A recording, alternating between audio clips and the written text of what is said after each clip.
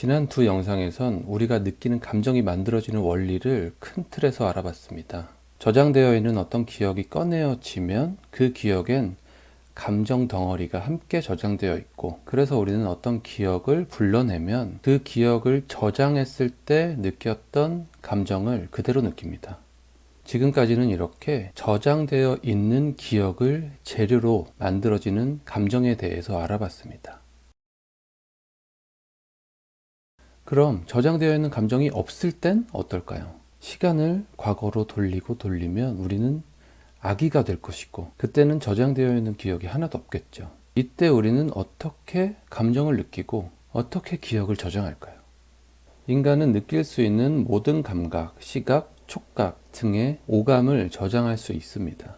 그리고 언어를 배우면서 이 정보들을 더욱 효율적으로 저장하게 됩니다. 정보들의 이름을 붙이게 되는 것입니다. 마치 폴더를 만들고 거기에 이름을 붙이는 것이랑 비슷합니다. 아기들에게 엄마를 반복적으로 들려주면 아기는 폴더에 엄마라는 이름을 붙이게 되는 것이죠. 그리고 정보를 그 폴더에 저장하게 됩니다.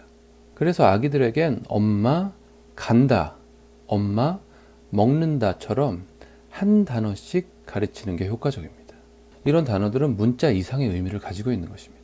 다시 한번 말씀드리자면 그 단어들엔 느낌이 함께 저장되어 있는데요. 예를 들면 엄마라는 폴더에는 편안함, 안정감 같은 느낌이 저장되어 있을 것이고, 먹는다에는 포만감 같은 느낌이 저장될 것입니다. 자, 이때 이런 느낌들도 역시 하나의 폴더로 저장이 되겠죠. 그러니까 밥이란 폴더처럼 배부름이란 폴더도 만들어질 것입니다.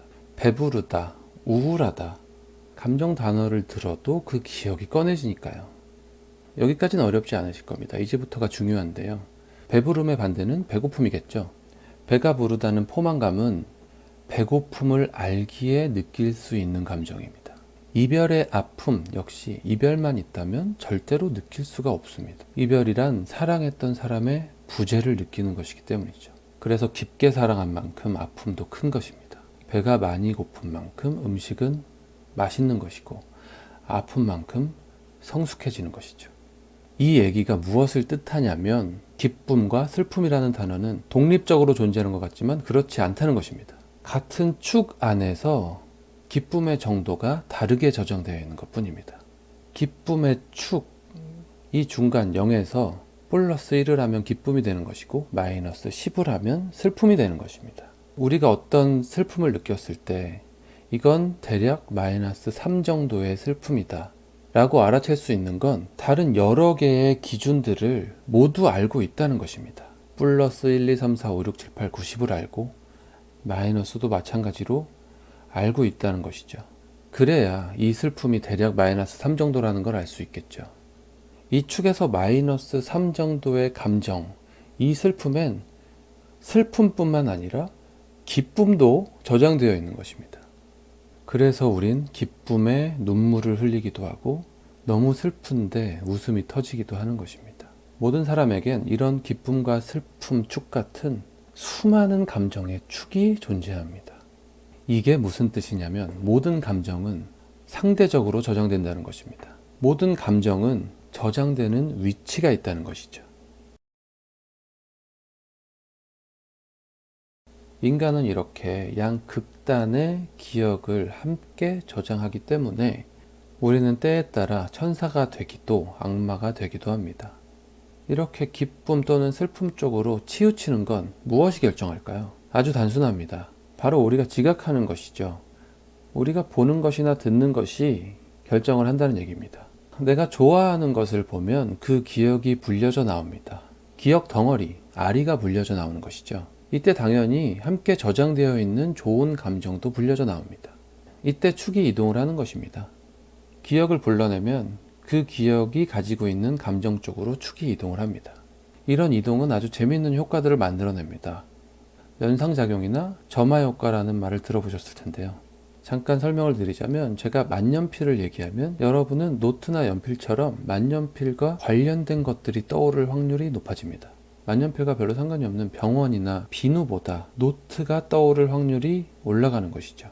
모든 기억들은 가라앉아 있는 게 기본입니다.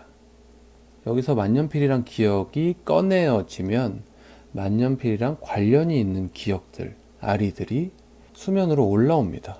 만년필은 수면 위로 완전히 올라와서 인식이 되고, 노트는 수면 위로 완전히 떠오르진 않았지만 수면 근처까지 올라와서 인식되기 쉬운 상태가 되는 것입니다. 여러 번 말씀드리지만 감정도 기억 덩어리, 아리에 저장이 돼 있습니다. 그래서 당연히 감정도 이 기억의 법칙을 따릅니다. 기쁨 쪽의 기억 덩어리가 꺼내지면 그 근처에 있는 감정이 함께 떠오르는 것입니다. 예를 들어 길거리에서 산책하는 강아지를 만나서 좋은 기분이 들었으면 그 근처에 기억되어 있는 감정을 가진 우리 집에 있는 고양이가 생각날 확률이 올라가는 것입니다. 그래서 무엇을 지각하면 우리의 감정 상태는 그쪽으로 치우치게 됩니다. 한번 상상해 보겠습니다. 전쟁터 최전선에서 총격전을 벌이고 있는 군인이라고 생각해 보시죠. 거기서 우리가 지각하는 건 무엇일까요? 근처에는 총이나 무기가 있고, 총소리, 동료들의 비명소리가 들리고, 다른 옷을 입고 있는 적군들이 보입니다. 그때의 감정 상태는 스타벅스에 앉아서 커피를 마시고 있는 감정 상태와 같을 수 없습니다. 전쟁터에서의 나, 조용한 카페에서 책을 보고 있는 나, 같은 나라고 할 수 있을까요? 전쟁터에선 전쟁과 평화, 자비와 무자비, 이런 축에서 이 끝쪽에 놓인 것이죠. 무자비. 그 둘은 분명히 나지만 같은 나라고 하기 힘들 정도로 감정 상태가 다를 것입니다. 이것이 전쟁터에서 일상으로 돌아온 대부분의 사람들이 그때서야 살인에 대한 죄책감을 느끼며 정신적으로 고통받는 이유일 것입니다. 그런데 전쟁터에서만 이런 일이 벌어지는 건 아닙니다. 인간은 누구나 천사가 될 수도 있고 악마가 될 수도 있습니다. 어떨 땐 내가 생각해도 너무 못됐습니다. 그리고 이 못됨이 극단에 처해지면 악마가 되는 것이죠. 사실 나쁜 일이 생겨서 화가 나도 시간이 지나면 다시 기본 감정 상태로 돌아옵니다. 하지만 시간이 지나서 감정의 균형을 찾기 전에 또 나쁜 일이 벌어지고 또 나쁜 일이 벌어지고 이것이 반복된다면, 그리고 이때 아주 작은 사소한 나쁜 일이 한 번 더 벌어진다면 그 사소한 자극에도 평소엔 상상할 수 없는 아주 나쁜 일을 벌일 수도 있는 것입니다.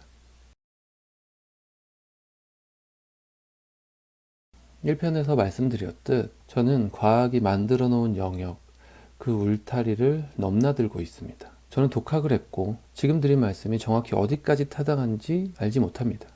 아마 하나의 감정을 저장할 때 대립된 감정이 함께 저장된다는 건 밝혀지지 않은 것으로 알고 있습니다. 전공자가 있으시다면 댓글을 부탁드리겠고요. 전공자가 아니시더라도 이 얘기를 어떻게 생각하시는지 의견을 남겨주시면 감사하겠습니다. 사실 아직 이 인간의 신비로운 의식에 대해선 밝혀진 게 거의 없다고 봐도 무방할 정도입니다. 여러 각도의 생각은 전공자뿐 아니라 모든 사람들에게 큰 도움이 될 것이라 생각합니다. 앞으로도 이런 선타기는 당분간 계속 될 것입니다. 감사합니다.